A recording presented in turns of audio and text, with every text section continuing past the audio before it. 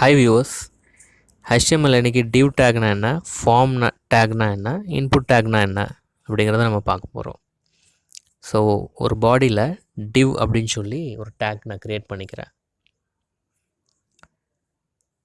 So அதுக்குள்ளே வந்து h1 take create பண்ணி ஹெட் அப்படிங்கிற ஒரு நேம் கொடுக்குறேன். நீங்கள் ஒரு வெப்பேஜ் பார்த்தீங்கன்னா தெரியும், ஒவ்வொரு ஒரு டேகாக இருக்கட்டும், எந்த ஒரு இமேஜாக இருக்கட்டும், எல்லாத்தையுமே வந்து ஒரு கண்டெய்னர் மாதிரியான ஒரு பிளேஸ்லக்குள்ளே தான் வச்சுருக்காங்க பார்த்தீங்களா. ஸோ இப்போ ஒரு பேஜை ஸ்க்ரோல் பண்ணி கீழே வரேன். ஸோ இந்த மாதிரி ஆப்ஷன்ஸ் எல்லாமே வந்து ஒரு பெரிய பாக்ஸஸ்குள்ளே வச்சு உள்ளே வச்சுருக்காங்க. ஸோ அந்த இமேஜஸ் எல்லாம் பாருங்கள். ஸோ இது வந்து ஒரு டிவ்வு, இது தனி டிவ்வு. இந்த டிவ்வுக்குள்ளே இன்னொரு டிவ் க்ரியேட் பண்ணி அந்த இமேஜஸ் எல்லாம் வச்சுருக்காங்க. டேக் க்ரியேட் பண்ணியிருக்காங்க அந்த கண்டென்ட்டு வைக்கிறதுக்காக. ஸோ இந்த மாதிரி தான் ஒரு பேஜ் இருக்குது. அதுக்குள்ளே நிறைய டிவ் வச்சு பண்ணியிருப்பாங்க. ஸோ அதுதான் டிவ்வு. அந்த டிவ்வை பர்ஃபெக்டாக அலைன் பண்ணணும். ஸோ அதுதான் மேட்டர்.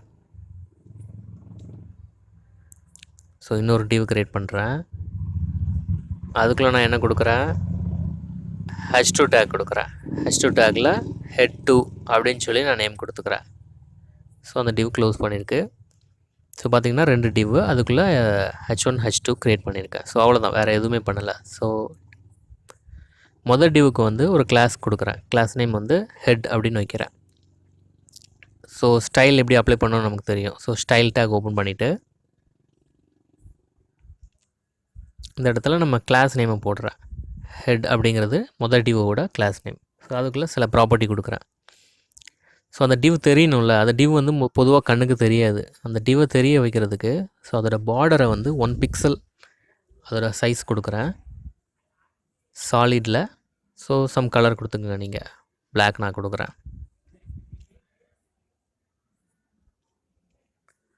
ஸோ பாருங்கள், நான் அதை காப்பி பண்ணி இதில் பேஸ்ட் பண்ணிட்டு லோட் பண்ணி காமிக்கிறேன். ஸோ பார்த்தீங்களா, சுற்றி ஒரு பாக்ஸ் பிளாக் கலர் ஒரு இது வந்துருக்குல்ல. ஸோ அதுதான் நம்ம டிவ்வோட பார்டரை வந்து நான் கொஞ்சம் தடிமன் பண்ணி காமிச்சிருக்கேன். ஸோ நான் இன்னும் ஸ்பெஷலைஸ் பண்ணி காமிக்கிறேன் பாருங்கள். அடுத்து h1 டேக்கு நான் என்ன கொடுக்குறேன், அதுக்கும் பார்டர் கொடுக்குறேன். ஸோ உங்களுக்கு அந்த டிவ்வோட பார்டரும் h1 டேக்கோட பார்டரும் எங்கே இருக்குதுன்னு தெரியணும்ல. நமக்கு பார்த்தா h1 டேக்கோட பார்டர் மாதிரியே தான் தெரியுது. ஸோ நான் அதை ரிஃப்ரெஷ் பண்ணுறேன் பாருங்கள். ஸோ h1ஓட பார்டர் வந்து ரெட் கலரில் இருக்குது. அதான் எங்கே இருக்குது, அது போக வந்து டிவ்வோட பார்டர் எங்கே இருக்குதுன்னு பாருங்கள். ஸோ இதுதான் ஒரு டிவ். ஸோ இதுக்குள்ளே நம்ம வந்து இப்படி தான் இந்த எலமெண்ட் தான் போட முடியுமான்னு இல்லை, எந்த மாதிரி எலமெண்ட் கூட போட்டுக்கலாம். ஸோ அதுக்குள்ள ஒரு இமேஜ் போடணுமா போட்டுக்கலாம். ஸோ அதோட பார்டர் வந்து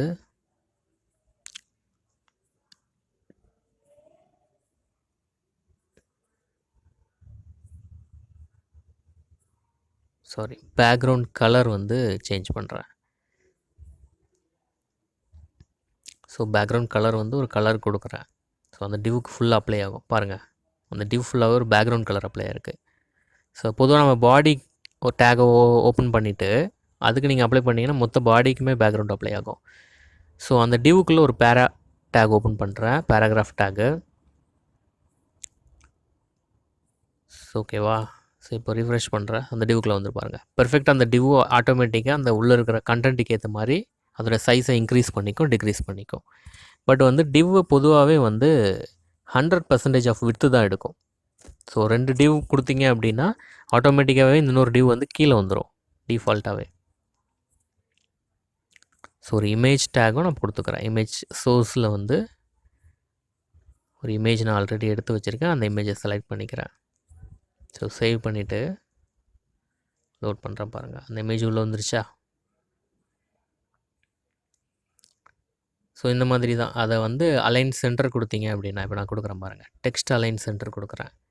அந்த டெக்ஸ்ட் எல்லாமே டிவ்வோட சென்டருக்கு வந்துடும். இது எல்லாமே நான் வந்து ப்ராப்பர்ட்டி இது அசைன் பண்ணுறது எல்லாமே வந்து டிவ்வுக்கு தான். பாருங்கள், நான் ஹெட் அப்படிங்கிற ஒரு டிவ்வுக்கு அதை கொடுத்துக்கிட்டே இருக்கேன். அந்த டிவ்வுக்கு தான் இது அசைன் ஆகுது. அந்த டேக் அதுக்குள்ளே இருக்கிறதுனால அந்த டேக்கு இது அப்ளை ஆகுது. அந்த டிவ் கொடுத்தோன்னா ஹோல் டேக் அப்ளை ஆகுது. ஸோ பாருங்கள். ஸோ இந்த மாதிரி தான் நம்ம நிறைய வெப்சைட்ஸ் பார்த்துருப்பீங்க. ஸோ இன்னும் நிறையா டிவை வந்து இன்னும் CSS மூலமாக நிறைய சூப்பராக யூஸ் பண்ணலாம், ஒரு பெர்ஃபெக்டான இது க்ரியேட் பண்ணுறதுக்காக. ஸோ இப்போ நான் அந்த டிவ்வுக்குள்ளே ஃபார்ம் நான் ஓப்பன் பண்ணுறேன். ஃபார்மை வந்து ஃபார்ம் டேக்கை நான் யூஸ் பண்ணி காமிக்கிறேன், ஒரு லாகின் பேஜ் மாதிரி. ஸோ ரொம்ப கிளியராக லாகின் பேஜ் மாதிரி இருக்காது. ஸோ இப்போதைக்கு போதும். லேர்ன் பண்ணிக்கிறதுக்கு அந்த இது போதும். ஆனால் நீங்கள் இதை யூஸ் பண்ணி இன்னும் எஃபிஷியன்சியாக பண்ணணும். ஸோ ஃபார்ம் அப்படின்னு ஓப்பன் பண்ணோன்னா ஆக்ஷனுங்கிற ஒரு ப்ராப்பர்ட்டி ஆட்ரிபியூட்ஸ் ஆட்டோமேட்டிக்காகவே வருது பார்த்தீங்களா? இது என்ன நான் லாஸ்ட்டில் சொல்கிறேன்.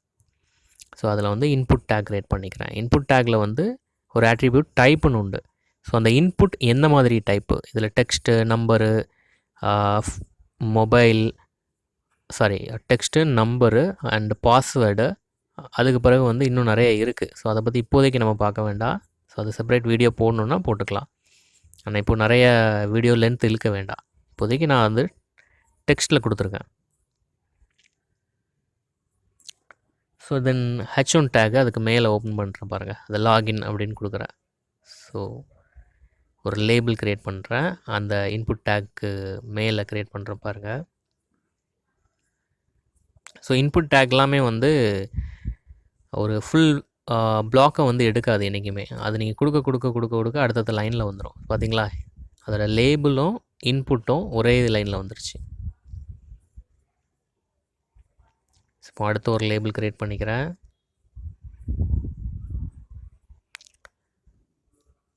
ஸோ பாஸ்வேர்டு அப்படிங்கிற ஒரு லேபிள் கொடுக்குறேன். லேபிள்னால் ஒன்றும் இல்லை, அது என்ன சொல்கிறது, ஒரு டெக்ஸ்ட் பாக்ஸுக்கு வந்து இது என்ன அப்படிங்கிறத இது பண்ணுறதுக்காக, அதை சிம்பிள் பண்ணுறதுக்காக, அது என்ன உள்ள என்ன நான் கொடுக்கணும் அப்படிங்கிறதுக்காக. ஸோ பாருங்கள், பாஸ்வேர்டு அப்படின்னு கொடுத்தோன்னா என்ன டைப் இருக்குன்னா, இப்போது மேலே உள்ளது வந்து நான் என்ன கொடுத்துருந்தேன், டெக்ஸ்ட் கொடுத்துருந்தேன். கீழே உள்ளது பாஸ்வேர்ட் கொடுத்துருக்கேன். டாட்டரில் காமிக்குது பாருங்கள், செக்யூரிட்டி ரீசனுக்காக அந்த மாதிரி காமிக்குது. ஸோ இந்த மாதிரி இன்புட் டைப்பில் நிறைய விஷயம் இருக்குது. ஸோ ஒரு டிவ் டேக் நான் இது பண்ணிக்கிறேன். அந்த யூசர் நேம், இமெயில் ஐடி நான் கேட்டிருந்தேன்ல, அதை வந்து ஒரு தனி டிவ்லையும் இன்னொரு டிவ் டேக் க்ரியேட் பண்ணி லேபிள்ங்கிறத தனி டிவ்லையும் நான் போட்டு வச்சுக்கிறேன். ஸோ இது என்னோடய ஈஸினஸ்க்காக தான், இது வந்து வேறு எதுக்காகவும் இல்லை. ஸோ பார்த்தீங்களா, தனித்தனி லைனில் டிவுக்குள்ளே இருக்கிறதுனால ஒவ்வொன்றையும் தனித்தனி ஆட்டோமேட்டிக்காக ஒரு ஃபுல் வித்து அது எடுத்துக்குது பேஜில். அதனால் அடுத்தடுத்த லைனில் வருது. ஸோ ஒரு டிவுக்கு கிளாஸ் நேம் வந்து 2, இதில் நம்பரில் நம்ம கொடுக்கக்கூடாது. நான் கொடுக்குறேன் என்ன பருதுன்னு பாருங்கள். அதை இதாகாது, ப்ராப்பராக சென்ஸ் பண்ணிக்காது. ஸோ ஒரு லெட்டர் யூஸ் பண்ணி நம்பர் யூஸ் பண்ணலாமே தவிர டைரெக்டாக நம்பரே யூஸ் பண்ண முடியாது அதில். ஸோ 1 and 2 கொடுத்துக்கிறேன். ஒவ்வொரு டிவுக்கும் ஒரு கிளாஸ் க்ரியேட் பண்ணி 1, 2 அப்படின்னு நான் கொடுத்துக்கிறேன். ஸோ இப்போ நான் வந்து அதுக்கு ஸ்டைலை அசைன் பண்ணலாம். ஸோ 1க்கு நான் என்ன இது பண்ணுறேன், என்ன ஸ்டைல் கொடுக்குறேன் அப்படின்னா,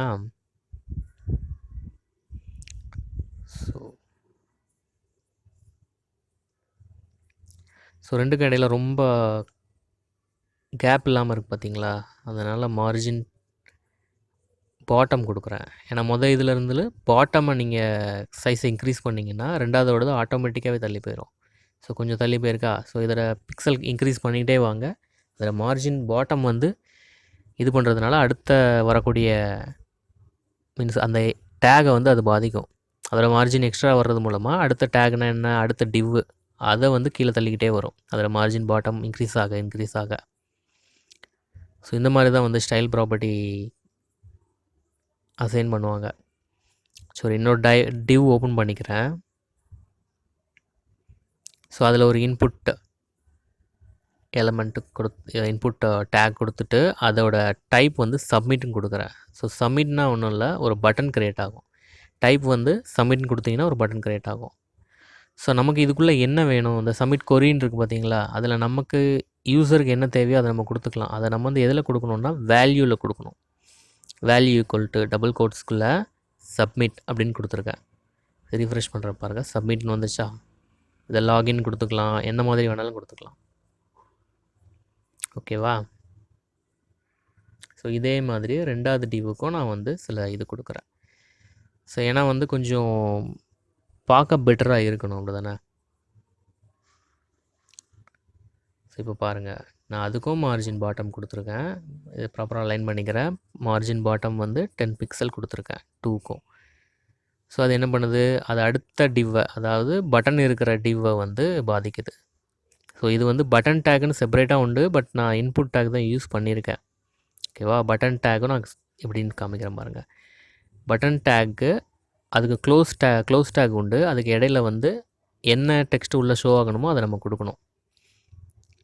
ஸோ இதுக்கு என்ன டிஃப்ரெண்ட், ரெண்டு இன்புட் டேக்கும் பட்டன் டேக்கும் என்ன டிஃப்ரெண்ட்டுன்னு நான் சொல்கிறேன். ஸோ ஓகேவா? ஸோ இதுக்கு என்ன டிஃப்ரெண்ட்னா, இன்புட் டேக் வந்து அந்த ஃபார்ம் டேக்குள்ளே வரும். இதில் டிஃபால்ட்டாகவே நீங்கள் சப்மிட் கொடுத்தீங்கன்னா ஃபார்ம் டேக்கில் உள்ள ஆக்ஷன் அப்படிங்கிற ஒரு ப்ராப்பர்ட்டி சொன்னேன் இல்லையா, ஆட்ரிபியூட், அந்த இதில் வந்து நீங்கள் என்ன ரெஃபர் பண்ணியிருக்கீங்களோ அது எக்ஸிக்யூட் ஆகும். ஸோ இப்போ இன்டர்நெட் இல்லை, மோஸ்ட்லி இந்த மாதிரி கொடுக்க மாட்டாங்க, ஒரு ஃபைல் நேம் கொடுப்பாங்க அதில். ஸோ வராது. ஸோ பேக்அண்ட் ஃபைலு பிஹெச்பிலேயோ இல்லை ஜாவாஸ்கிரிப்ட்லேயோ பேக்அண்ட் ஃபைல் எழுதியிருப்பாங்க. இந்த பட்டனை கிளிக் பண்ணதும் அந்த ஃபைல் எக்ஸிக்யூட் ஆகி வேறு பேஜை இல்லை வேறு ஏதாவது கேல்குலேஷன்ஸ் இல்லை ஃபங்க்ஷனாலிட்டி நடக்கணும் அப்படிங்கிற ஒரு விஷயத்துக்காக. இப்போ இப்படி பார்த்தீங்கன்னா login.php அப்படின்னு சொல்லி பேக்அண்டில் நான் ப்ரோக்ராம் எழுதியிருக்கேன் அப்படின்னா அந்த சப்மிட் கிளிக் பண்ணும்போது இந்த ஆக்ஷன் நடக்கும். ஸோ இதுதான் வந்து அந்த வெளியில் உள்ள பட்டனுக்கும் இந்த ஃபார்முக்குள்ளே கொடுக்குற அந்த இன்புட் டேக்கில் கொடுக்குற சப்மிட்டுக்கும் உள்ள வித்தியாசம். ஸோ இதில் பட்டனில் எழுதுறீங்கன்னா ஆன் கிளிக் அப்படின்னு சொல்லி எழுதுவீங்க. இந்த இடத்துல வந்து என்ன ஃபங்க்ஷன் எக்ஸிக்யூட் ஆகணுமோ அதை எழுதியிருப்பீங்க. ஸோ அந்த ஃபங்க்ஷனாலிட்டி ஜாவாஸ்கிரிப்டில் நம்ம எழுதுவோம். ஜாவாஸ்கிரிப்ட் தனி வீடியோ நான் கண்டிப்பாக போடுறேன். ஏன்னா இன்னும் கொஞ்சம் பெட்டராக போயிட்டு HTML அண்ட் CSSல போயிட்டு நான் கண்டிப்பாக போடுறேன். ஸோ ஓகேவா?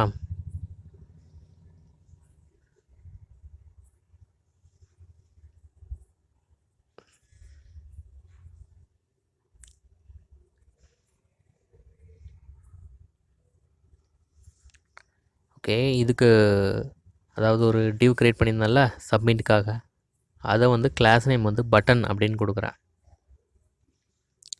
ஸோ அதோட ப்ராப்பர்ட்டி வந்து பார்டர் ரேடியஸ்னால் ஒன்றும் இல்லை, அந்த பார்டரோட எட்ஜ் இருக்குல்ல, அந்த எட்ஜு தான் வந்து ரேடியஸ்ன்னு சொல்லுவாங்க. ஸோ 50 பிக்சல் கொடுக்குறேன்.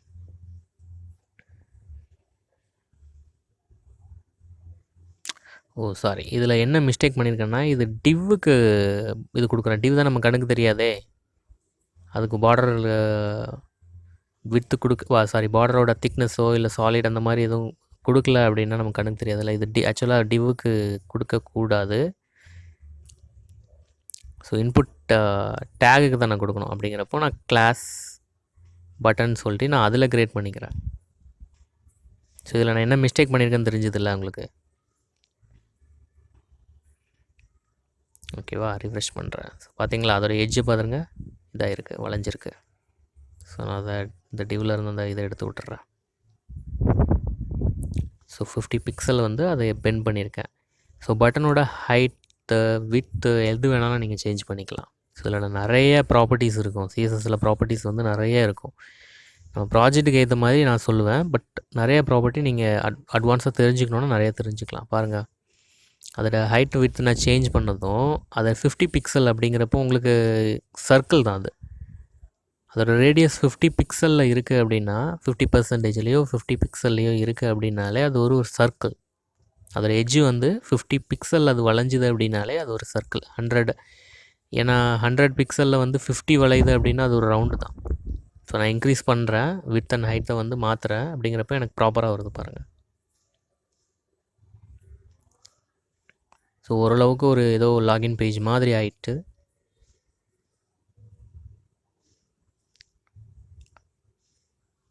ஸோ மொதல் டிவ்வுக்கு வந்து மார்ஜின்,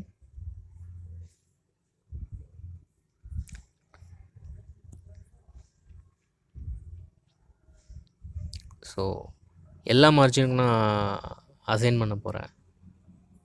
ஓகேவா? பார்த்தீங்களா, 100 கொடுத்தோன்னே டாப்பு, ரைட்டு, பாட்டம், லெஃப்ட்டு, இந்த வேல்யூ அப்படி தான் அசைன் ஆகும். Top, right, bottom, left. இதில் நான் ஏதாவது ஒரு வேல்யூவை மாற்றி பார்க்குறேன் பாருங்கள். இப்போ நான் என்ன மாற்றுறேன் அப்படின்னா ரைட் அண்ட் லெஃப்ட்டுக்கு நான் மாற்றுறேன். Right and left. ஓகேவா? இன்னும் நான் சேஞ்ச் பண்ணுறேன்.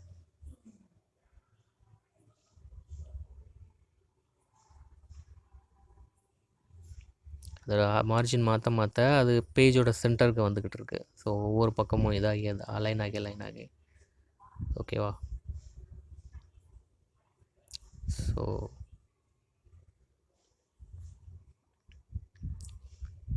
அதோட ஹைட்டை நான் கொஞ்சம் இன்க்ரீஸ் பண்ணணும்ல. ஹைட்டை இன்க்ரீஸ் பண்ணுறதுக்கு அந்த டிவோட ஹைட்டை இன்க்ரீஸ் பண்ணுறதுக்கு ஹைட் அப்படிங்கிற ஒரு ப்ராப்பர்ட்டியும், வித்தை நாம் சேஞ்ச் பண்ணுறதுக்கு வித் அப்படிங்கிற ஒரு இதுவும் கொடுக்குறேன். 50% 50% கொடுக்குறேன். அப்படிங்கிறப்போ நம்ம மார்ஜினில் சின்ன அஃபெக்ட் தெரியுது பாருங்கள். ஸோ அந்த மார்ஜின்லேருந்து கொஞ்சம் தள்ளி போயிருக்கு. அந்த மார்ஜினை ப்ராப்பராக இது ஆகலை. ஏன்னா நம்ம ஹைட்டு வித்து திரும்ப கொடுத்து அதை கொஞ்சம் சேஞ்ச் பண்ணி விட்ருக்கோம். ஸோ 500 பிக்சல் வித்து 500 பிக்சல் கொடுத்து பார்க்குறேன். ஸோ இதில் நீங்கள் வந்து அவுட்புட் ஸ்க்ரீன் பார்த்து நீங்கள் இந்த பிக்சல்ஸை கொடுத்தீங்க அப்படின்னா பெட்டராக இருக்கும். ஸோ பாருங்கள், ஏதோ ஓரளவுக்கு நீட்டாக வந்துருச்சு. ஸோ இப்போ எல்லாமே குட்டி குட்டியாக இருக்குல்ல, இதோட இதெல்லாம் எல்லாமே சேஞ்ச் பண்ணலாம்.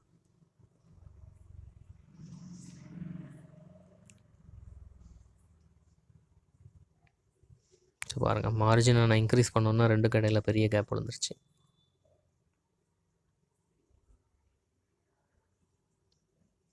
இப்போ நான் அந்த இன்புட் டேக் எல்லாத்துக்குமே நான் பொதுவாக ஒரு ப்ராப்பர்ட்டி கொடுக்குறேன். அப்படின்னா இன்புட் அப்படின்னு கொடுத்துருக்கேன் பாருங்கள். அது ஏன்னா இது டேக் நேமு, இது டாட்டோ ஹேஷோ நான் போடல. ஸோ அதுக்கு ஒரு ஹைட்டும் வித்தும் கொடுக்குறேன். இன்புட் டேக் எல்லாத்துக்குமே இது வந்து அப்ளிகபிள் ஆகும்.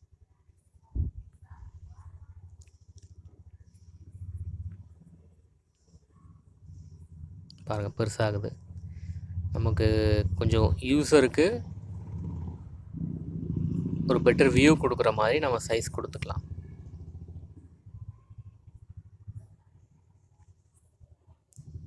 ஓகேவா? பட் உள்ளே கிளிக் பண்ணும்போது சின்னதாக காமிக்க பார்த்துங்க. இது ஃபாண்ட் சைஸ் இன்க்ரீஸ் பண்ணிங்கன்னா இதாகிடும். அது ஃபாண்ட் சைஸ் ஈக்குவல் டு அப்படின்னு சொல்லி கொடுத்தீங்கன்னா மாறிடும்.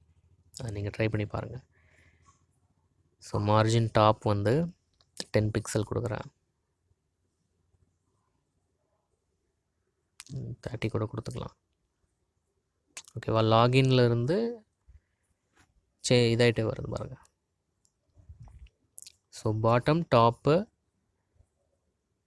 லெஃப்ட் ரைட்டு நீங்கள் எப்படி வேணாலும் சேஞ்ச் பண்ணிக்கலாம். நீங்கள் மொத்தமாக கொடுத்தீங்க அப்படின்னா top right bottom and left அந்த மாதிரி தான் வேல்யூ அசைன் ஆகும்.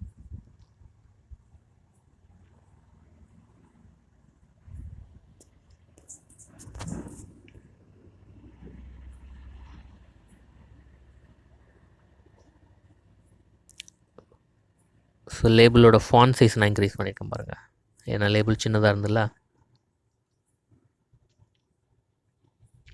ஸோ லாகின்க்கு அண்டர்லைன் போடணுன்னா கூட போட்டுக்கலாம், அண்டர்லைன் கொடுத்துக்கலாம். ஸோ இதில் நிறைய விஷயத்த பண்ணிக்கலாம். ஸோ இது எனக்கு ஃபாண்ட் பிடிக்கல அப்படின்னா ஃபாண்ட் ஸ்டைல் மாற்றிக்கலாம். நிறைய விஷயங்கள் இதில் பண்ணலாம்.